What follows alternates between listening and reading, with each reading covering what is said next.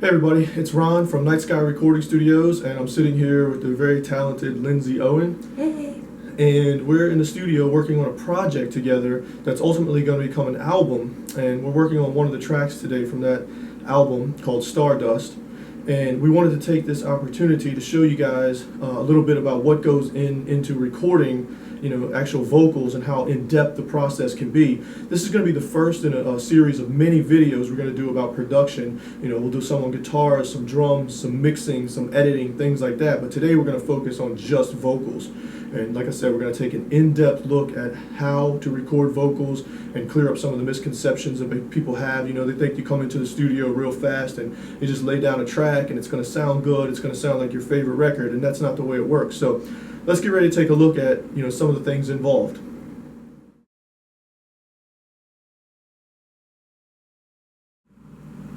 So the first thing we're going to talk about today is the recording of the lead vocal. It's very important for a singer to be able to duplicate in unison exactly what they sang from take to take, so that when we get to the process later called comping, we have multiple tracks, maybe 10 to choose from. On the verses, we're going to stack the vocal maybe 3 times, and on the chorus up to 5 times. So we have to have a lot of options. Alright guys, so here we go. We're going to get ready to record verse 1, take 1, and we're going to do this at least 10 times or more. And let's talk to her, make sure she's ready. Hey, you good to go out there? Good to go. Alright, this is going to be verse 1, take 1. Here we go. Okay.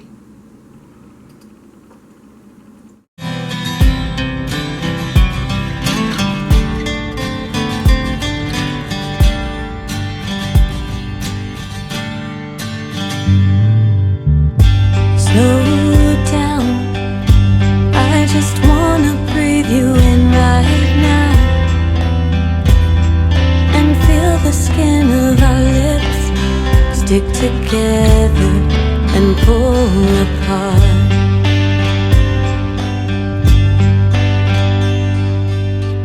With every time you run your fingers down my spine, I am frozen in the moment and my mind is free to fall.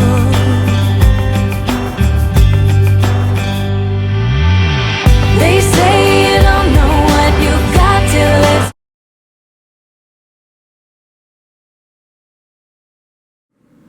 Alright, we recorded we decided on doing 8 takes instead of 10 because she was doing such a good job. So we just decided to go with 8. And what we've done is we've recorded them on things called playlists. And now we're going to be basically just selecting the best little segments of each word, each line, each breath, and it's going to get very detailed. So let's take a look at the screen right now. And what you're seeing right now is all 10 takes scattered on what's called a playlist. We have a blank track up top, and the blank track is where actually we're going to be putting the parts that we want. So as we run through this thing, we can say, okay, we really like take 2, the first segment of take 2, and we'll put that up there. And then maybe we like this word from take 4, so we're going to put that up there. And maybe we go back to take 1 for the 3rd line.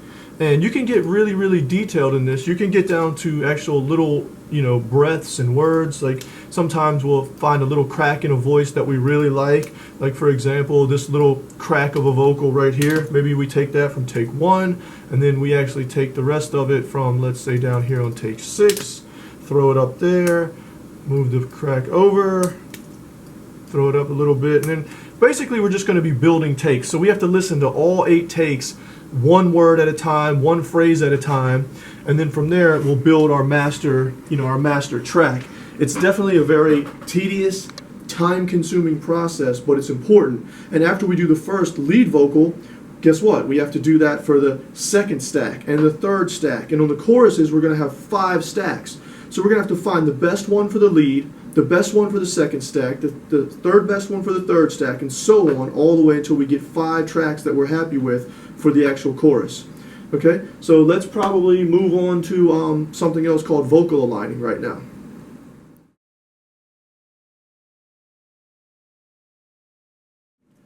All right, so now we've recorded all the takes that we wanted, and we went through and we comped them, and we took the best segments from each part, the breaths, all that stuff that we just talked about, the best words, and we got to do something now called vocal aligning. Vocal aligning is a tool that is made by Synchro Arts, and it's very crucial in the recording process when you're doing stacks, because you got timing issues because you're working with human beings, and every take is going to be slightly different. So all those things have to be lined up perfectly. So that's where vocal align comes into play. So let's take a look at the screen. We have 1, 2, 3, 4, 5 stacks, and we have our lead vocal. So we're working with 6 takes all together, and you can't use the same take and just copy it because you have what's called phasing issues going on. So we can't really use that. So these are all real takes from when she was out there. So the way vocal align works is we take our first take, our lead vocal, the main one, the first best one, we capture it, and then we take what's called one of our dubs, we grab that, and we capture that, and then we hit this button called align and spot, and it takes all the timing issues out, and it basically makes the second take exactly the same time as the first take. So we would go through every single take on every single spot, and you can see they slightly shift just a tiny bit, but like I said, she's really good at what she does, so her timing is pretty spot on, so they're shifting just very little bits. And we would literally have to go through the entire song, tons and tons of takes, and make that happen. It's a very, once again, long, detailed process, but the end result gets you perfectly in time vocals, which you're not going to get without that tool. So that's called vocal align. That's the second step after laying the initial tracks. Alright, so we just recorded a bunch of what are called harmony tracks. Harmony tracks are different notes other than the lead note from the lead vocal, and they make your song sound more exciting as opposed to thin or stale or mundane or whatever you want to call it. It just helps the track, brings the vocal to life, in other words. So you already saw that we did our 5 initial tracks, which were unisons. A unison means the exact same note as the lead. So we got 5 tracks on the stacks and 1 on the lead. That's 6 tracks total. And now what we've done is record harmonies. The first one we started with was if you look at the screen, we started with a B note down here. Now, a B note would create, a third above where we're at, but we chose to do the octave above that B note. So first of all, let's just listen to the lead vocal by itself. And if you ever have a shadow of doubt, And now we're going to listen to the lead vocal with 5 additional unisons on it. and if you ever have a shadow of doubt, So right off the bat, you can see it sounds a lot fuller and a lot better. And now what I want to do is show you guys the first harmony we did, which was the B note by itself. and if you ever have a shadow of doubt, So now we're going to listen back with the G. and if you ever have a shadow of doubt. So already it gets much better, much fuller, much more exciting. The next thing we do is we recorded a D note, which is a 5th above the initial note. So let's hear that by itself. And if you ever have a shadow of doubt, I'm sorry, that was with the lead. So let me show you guys with the actual, just the D by itself. and if you ever have a shadow of doubt, So now let's hear the D, the B, and the initial lead G. and if you ever have a shadow of doubt, And the last note we did an octave of the B below it. So let's check that out by itself.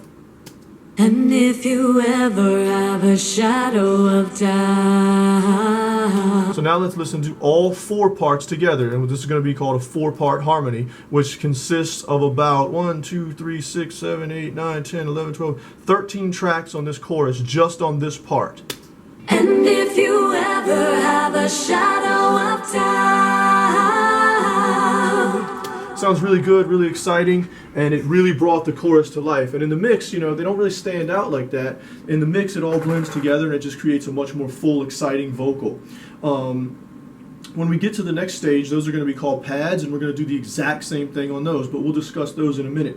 As far as the alignment, sometimes you want to align those, sometimes you don't. It just depends. You know, sometimes if you get it too tight, it doesn't sound natural anymore, but sometimes you do want to align it. It just depends on the type of music you're doing and the type of song. Being that this is a pop song, we aligned everything because we want it to be just really tight.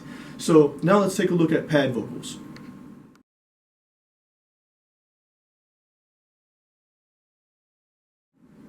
The next thing we're going to look at is what's called, I call them pad vocals. Some people, they have different names for them, but I call them pad vocals because they pad the initial lead track and sort of create an instrument feel. That's kind of the goal, almost like it was a keyboard back there or something like that, but we're making with vocals. Those are typically things they're going to say, ooh, ah, those kind of things, or stretching certain words out from the chorus. And like I said, they're called pad vocals. And we're going to do those in harmony too. So we're going to do a 4-part harmony on that. And I believe on this one, we started with the G initially. Let's take a look at that.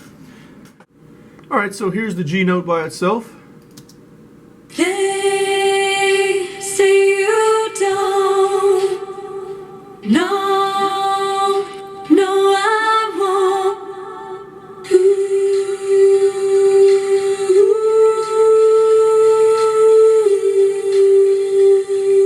All right, and then we did an octave of that.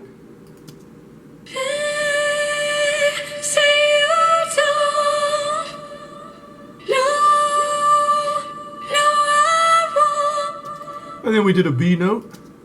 They say you don't. Followed by a B octave. They say you don't. And we put all those together. What we end up with.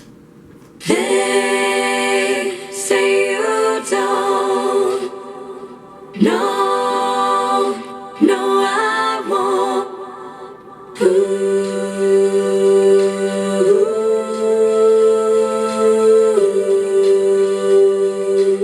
And the very last thing we added was called an ad-lib, where we just kind of sing over top of the chorus, and that'll consist of just random lines like this. You know I made you laugh. So let's listen to the whole hook with all of the tracks. This should be about 29 tracks in total. Let's just listen to it and see what we got a cappella.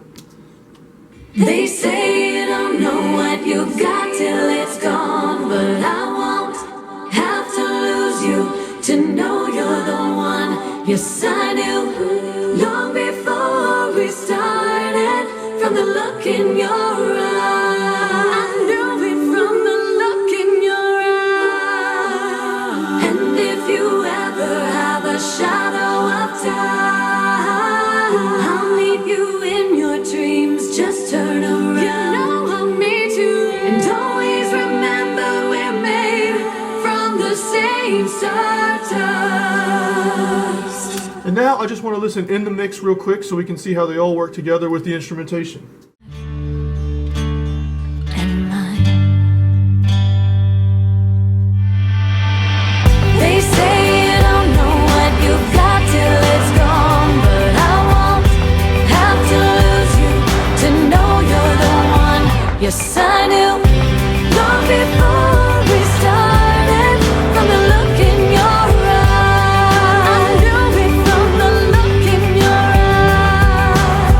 And if you ever have a shadow of doubt, I'll meet you in your dreams. Just turn around. You know I'll meet you, and always remember we're made from the same stardust.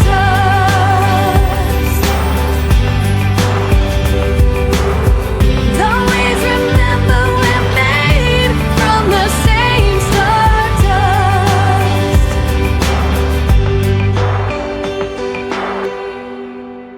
So that's a little bit about vocal production. It goes way deeper than we've actually talked about here, but I just wanted to show you guys and get a little sneak peek onto what, how to actually do vocals, what I consider properly. And, we use a lot of terms, theory terms like thirds and fifths and octaves and unisons and things like that. I think it's important for everybody to kind of take a little bit of theory so that you can, have a little bit of musical language in the studio and you're not lost and everybody can communicate. And next time we'll probably jump on some drums or something like that. Hope you guys enjoyed it.